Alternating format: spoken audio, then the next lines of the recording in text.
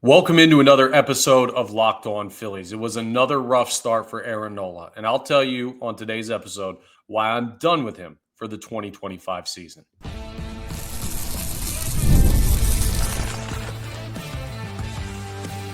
You are Locked On Phillies, your daily Philadelphia Phillies podcast. Part of the Locked On Podcast Network, your team every day. Yes, this is Locked On Phillies. I'm your host, Connor Thomas. Thank you so much for joining us. We come to you as part of the Locked On Podcast Network, your team every day. You may know me from some of my other work in the sports talk space. I've been on air over at 97.5 The Fanatic, doing sports talk radio here in Philadelphia for over 5 years.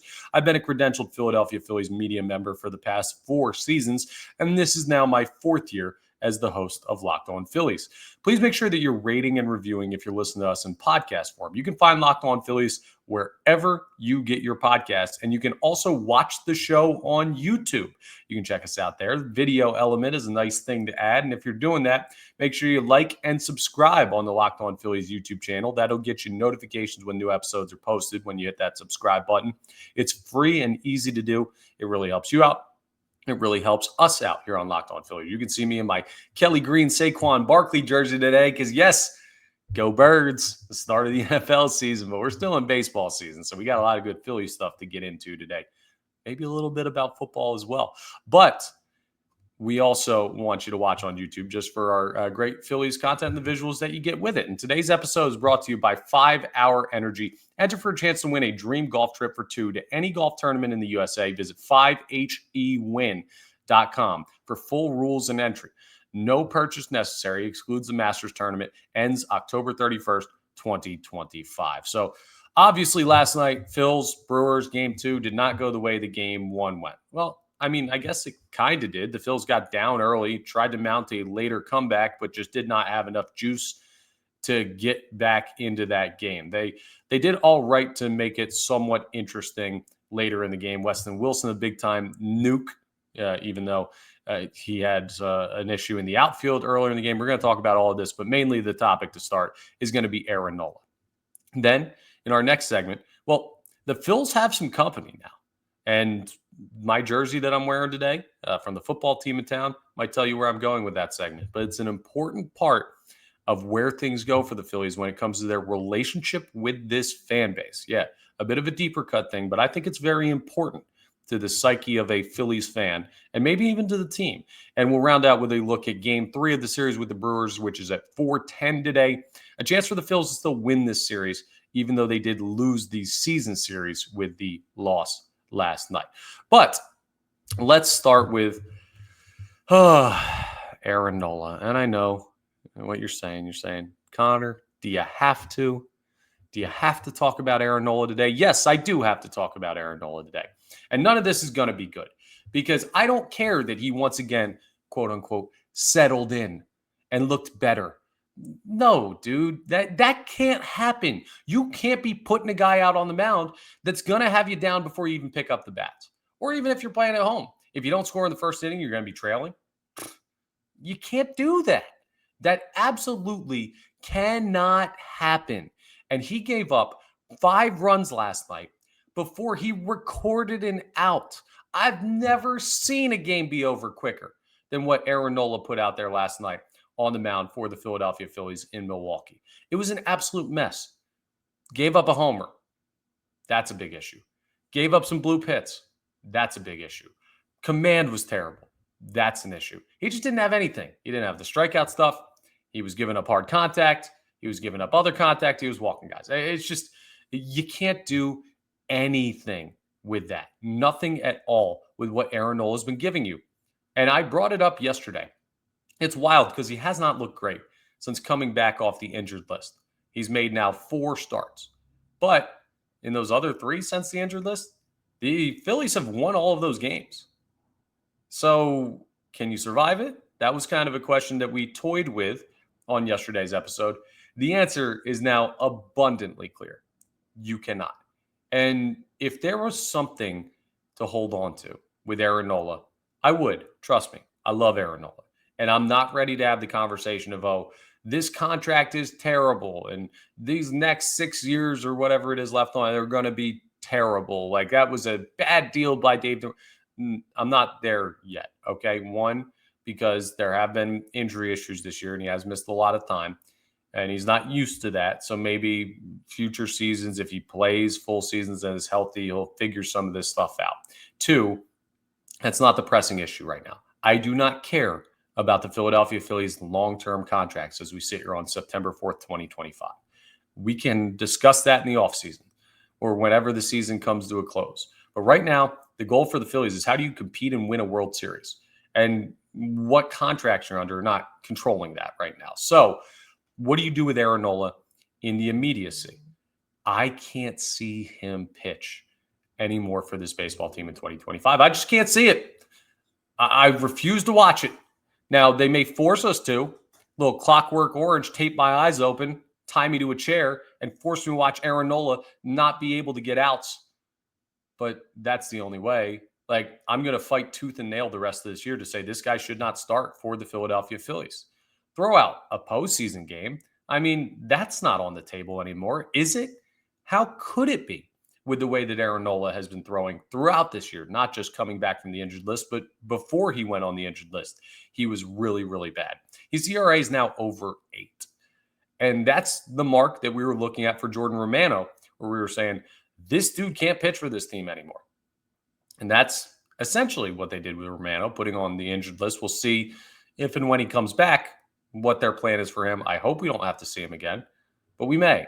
But right now, the reason that he's not on this baseball team, they'll tell you it's an injury, but in reality, it's the 8+ ERA. And for Aaron Nola, it should be the same. Now, I'm not saying put him on the injured list, right?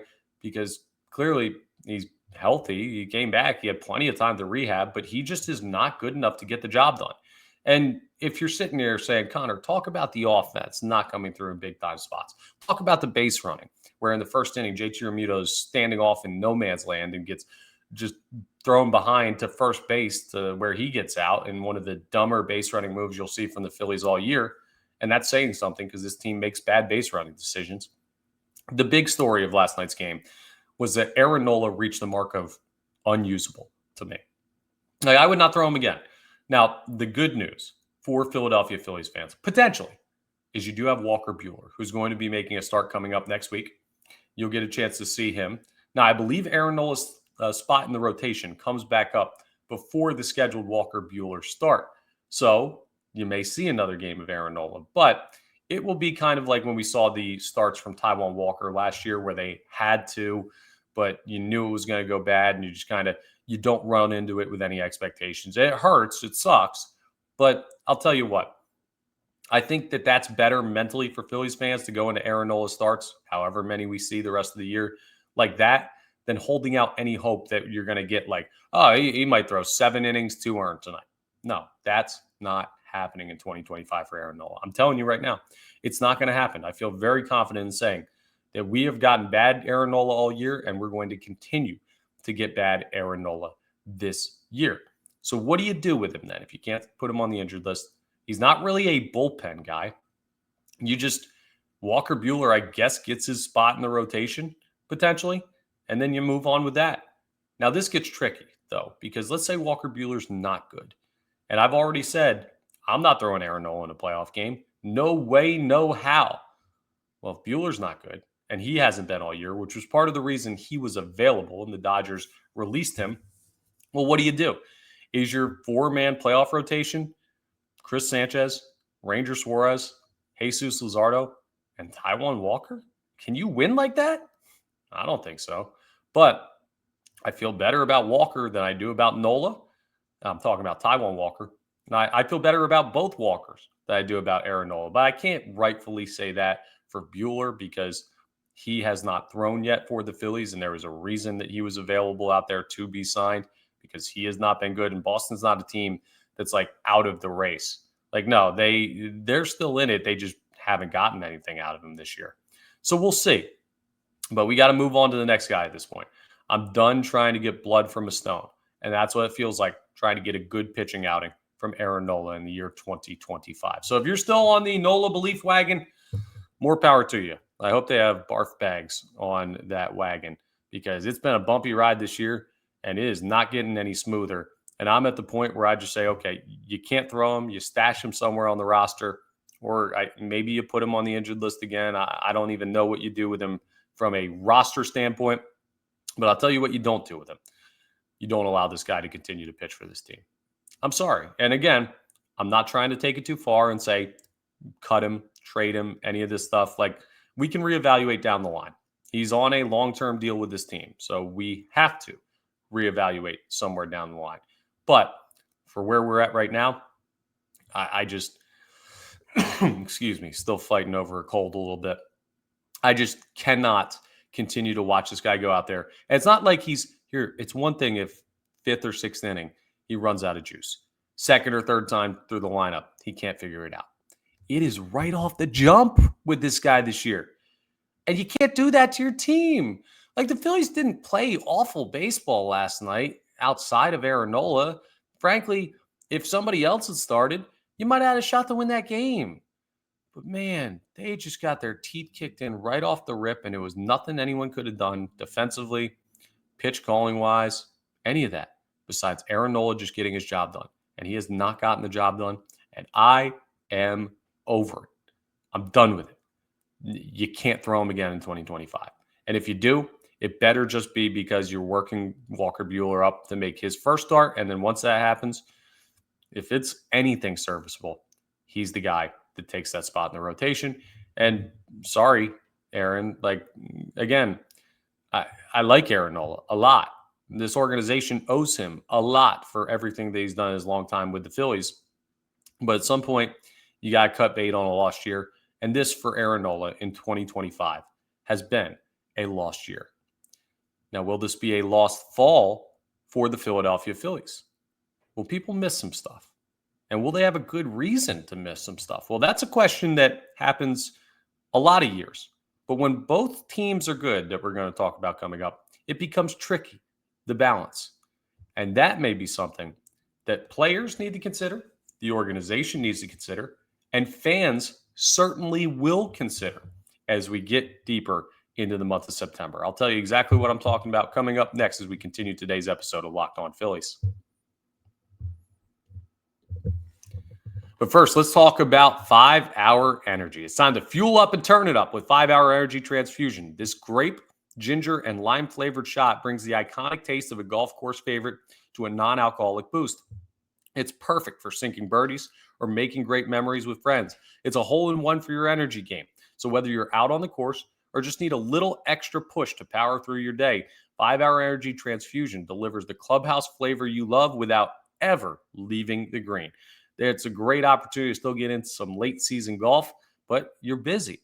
And if you're busy, you're probably tired. And if you're tired, you probably need a 5-Hour Energy. And if you try their transfusion flavor, you can get the grape, ginger, lime flavor of 5-Hour Energy Transfusion without having to leave to go chase down the Bev cart. It's so much easier than having to do that. And of course, it keeps you zoned in on your golf game. So not only is it great to have out on the course, but now you can amp up the fun even more. Just buy, snap, and enter for a chance to win a dream golf trip for two to any golf tournament in the USA. Tee up that trip. Visit 5hewin.com for full rules and entry. No purchase necessary. Excludes the Masters tournament. Ends October 31st, 2025. Go ahead and check out 5-Hour Energy.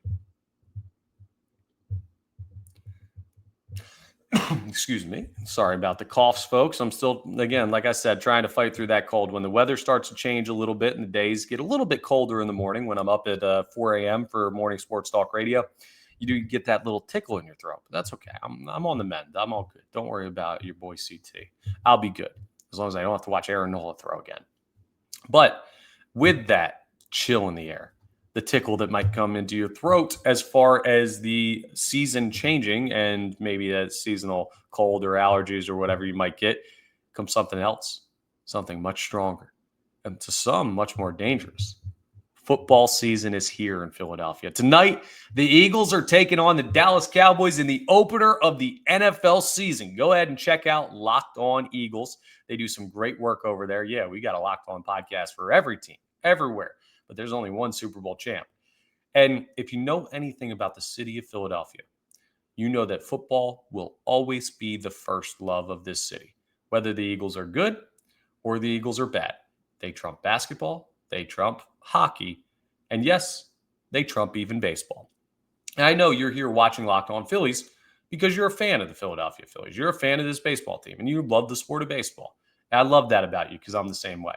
But I'd be lying to you if I woke up today and my first thought was, damn, Aaron Nola, are you kidding me? Come on, man. You did that to us last night. You made us watch that slop. My first thought was, whew, game day for the birds. And that happens all the time this time of year. Now, when the Phillies are a 70-win baseball team who are not bound for the postseason, and you know that they're going to find their way out by the time October rolls around, and it's just going to be Eagles football, it's much easier to make that switch to say, okay, my time with the boys of summer is done. Now it's time for fall, and it's time for football. And the fan base will shift, and you will see a lot less focus placed on the Philadelphia Phillies. But that's not how this year should go. No. And we've talked about this in past seasons while I've been the host of this podcast, because luckily for me, my first year hosting this podcast was 2022. And yeah, that was a pretty fun year. Eagles go to the Super Bowl, but the Phillies also went to the World Series.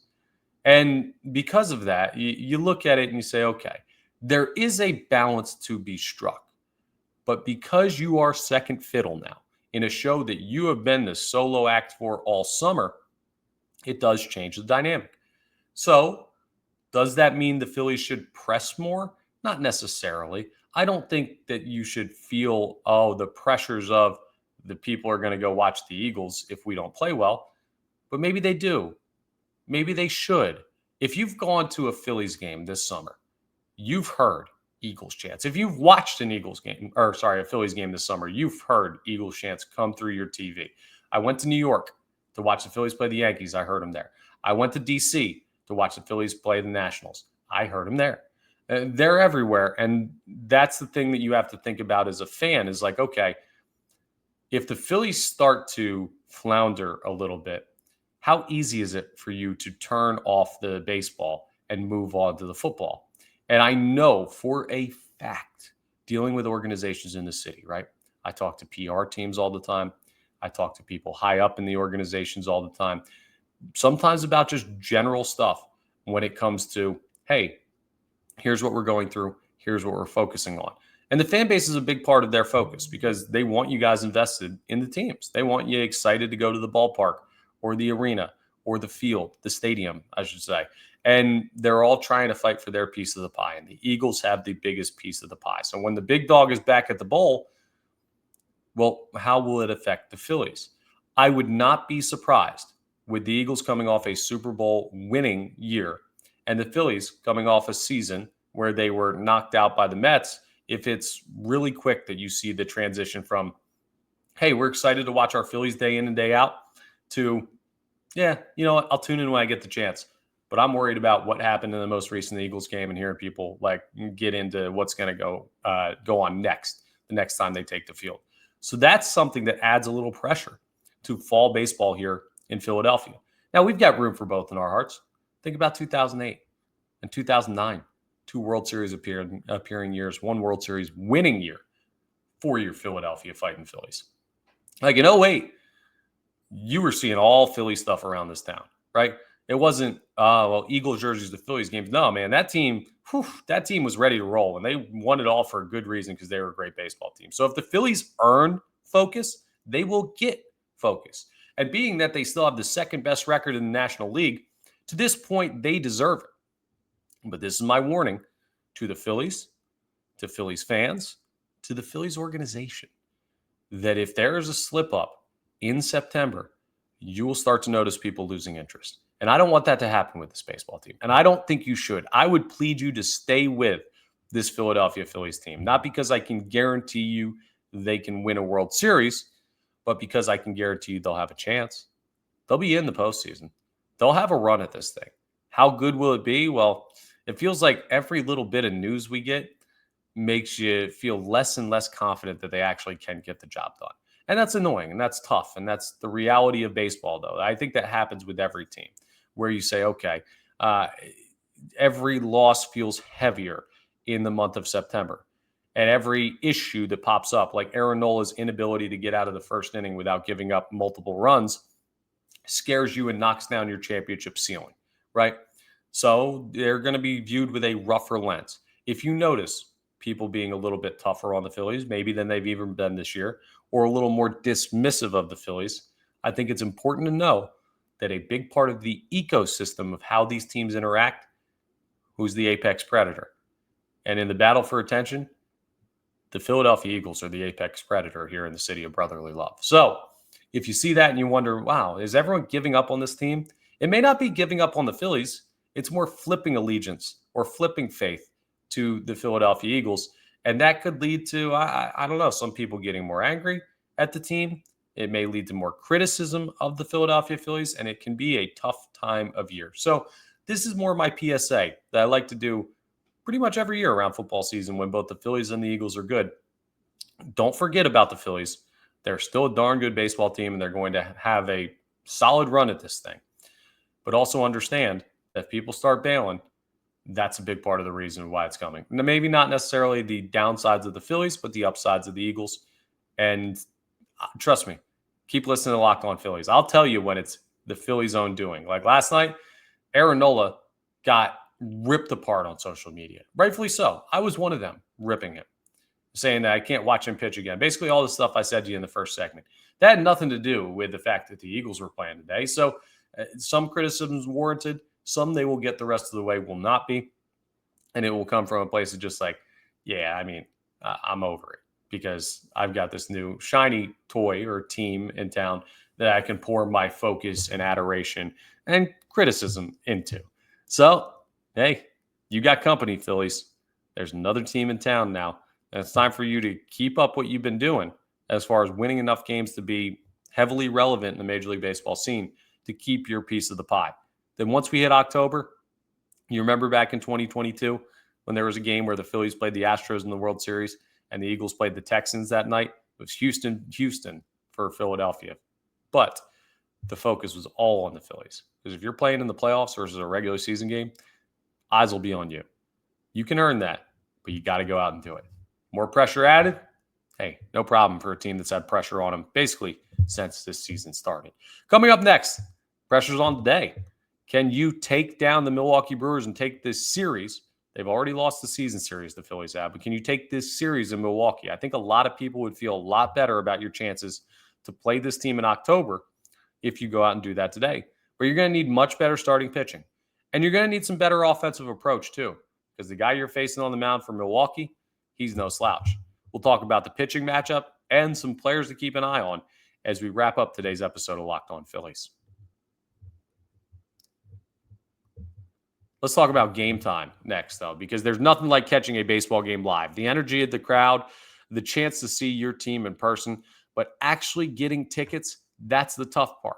Queues, login screens, surprise fees. It takes all of the fun out of it. And that's why I use Gametime, the app that gives the advantage back to the fans. Gametime's fast. Gametime's easy. And they're backed by the Gametime guarantee. So you'll always get 100% authentic tickets delivered on time and at the best price. Plus, all fees are included. So the price you see is the price you pay. The app makes it super simple when you want to go to something. So let's say you're waking up today and you want to go to the Birds home opener, the season opener. It's going to be expensive, but you're going to get the best deal on Gametime. And I guarantee you it's going to be the easiest because they make it so simple to buy tickets to even the biggest events or one of 162 Major League Baseball regular season games, right? They have comedy, concerts, theater, all of that stuff on there, all your sports, everything you need. Gametime does it all. If you need a ticket, you can go there and get it, and you can bet they're the easiest place to do so.